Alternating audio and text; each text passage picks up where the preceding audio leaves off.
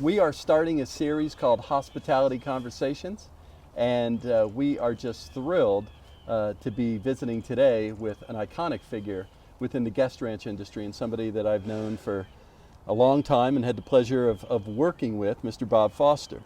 Thanks for joining us, Bob. Good morning. Good morning. Bob has you have an amazing background. Graduated from Wheaton College, right?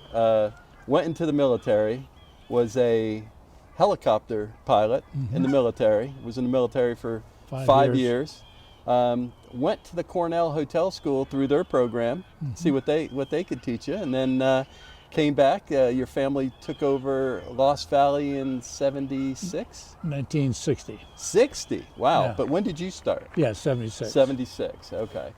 And the purpose of this sort of hospitality conversation is to take the guest ranch model and talk to you about why does it achieve the success that it achieves where you have families coming back for generations. We've defined ourselves with something called the 6 H's. First one is horses, hats, hospitality, heart, honesty, and heritage. So it's definitely tied into the land. Okay. It's tied into horses. Yeah. And so they would have them come stay in their home. In fact, the association had a history of dude ranching written, and it was called Families That Take In Friends. The foundation started back in the 20s, 30s, and 40s where people would come for long stays. I can remember in 1960 when my folks bought it, we probably had a fourth of our guests stay at least 2 weeks. Wow. If not 3. We had some stay a whole month. And so that was the norm back then because travel was not as easy as it is today. The original question about why do these people come back, they get a level of intimacy. Yes. They're together for the Yes. whole week, and they're eating together, and they're riding together, and they're shooting, maybe they're hiking, maybe whatever the activity is, and they do it all together. They don't want the ranch to do anything that takes away from the experience, that intimacy of families coming together. They know everybody. Completely contrarian to a normal hotel is the unplugging, right? Yes. Yes. In a hospitality, in a hotel environment, being connected is pretty important. You want to be able, in many cases, to order a sandwich from the pool, right? Yes. At the ranches, you really discourage that, don't you? Part of our business was families, and so we wanted them to come and spend time together as families. So the activities and how we did things and who we advertised to had that whole feeling in mind. One of the other features of a guest ranch is you really start to differentiate yourself the moment you pick up the phone and call to make a reservation or confirm a reservation. Yes. I remember listening to reservation calls when we took over Lone Mountain Ranch. Yes. And they had more information before the people arrived than most hotels have when the people depart. You had to convince me that you should come to Lost Valley Ranch. I qualified people because this is what we offer. This is what I'm looking for. So what are your expectations? Here's what I offer, and do they match? At the ranch, you have staff from all over the country. Yes. That are with you, except for their days off. They're there 24/7. Yes. And what unique challenges, what advantages does that represent for a guest ranch? Lots. It's the best of worlds and the worst of worlds. We set ourselves up as for families, and that we're a family, and when we bring our staff in, they're an extension of our family.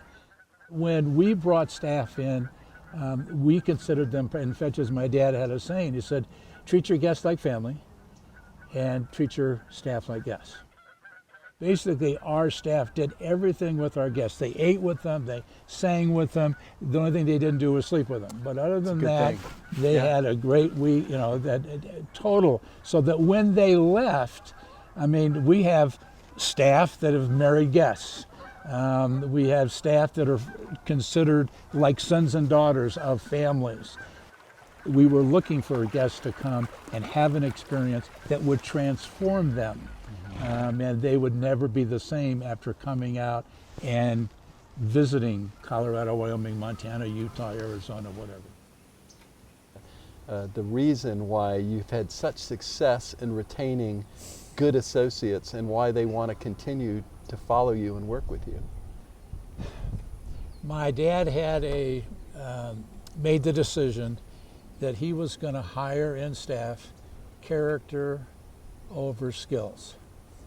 He said hospitality is a place for shelter, for food, for lodging, for some entertainment, but it's also a place for a hospital, especially at a guest ranch. People need healing. People need a place where they can, part of that is to unplug, part of it is to be, I feel, whether it's in camping or in dude ranching, that being out in nature refreshes you. Dad went to try to find people who had a heart for people, because you can't teach that. One of the things that we were talking about, or you asked me, is staff to guest ratios. It's about 2 guests to 1 staff. We would look for people who basically were people lovers.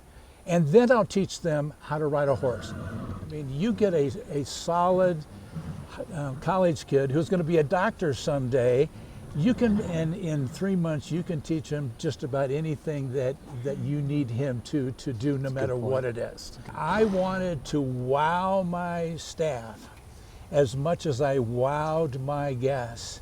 So they wanted to come back the next summer.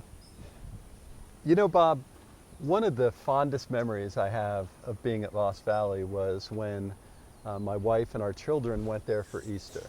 They had such an amazing time at every aspect of the ranch, but the one thing they all talked about is, oh, do you remember when they brought us Easter baskets while we were at breakfast? That somehow you were able to get around to all the cabins with each person in that cabin, each child in that cabin, and make them feel special.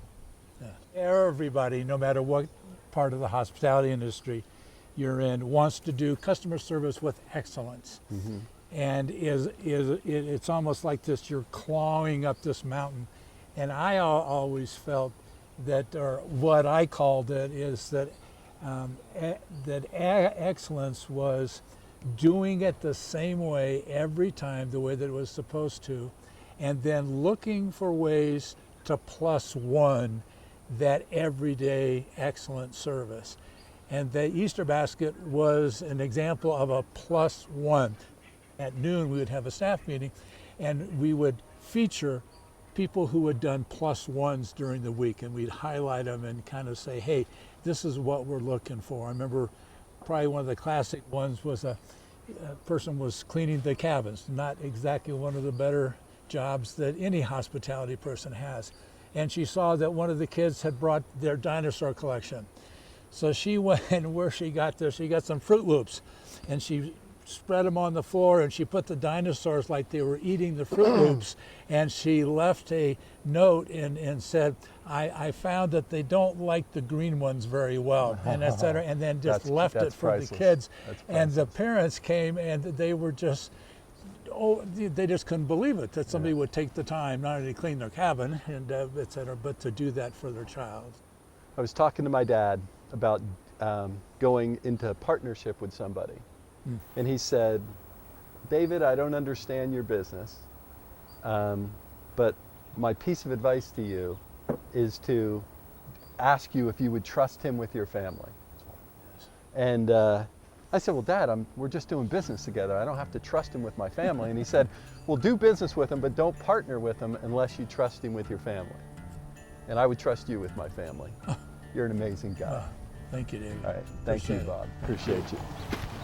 Happy trails to you. Thank you for joining us for our initial session of Hospitality Conversations. I hope that you gained insight into guest ranches while truly enjoying one of the iconic personalities in guest ranches within the United States. remember this: do good work, positively impact those within your care, and dedicate your time and your resources to making your community a better place. We'll see you next time.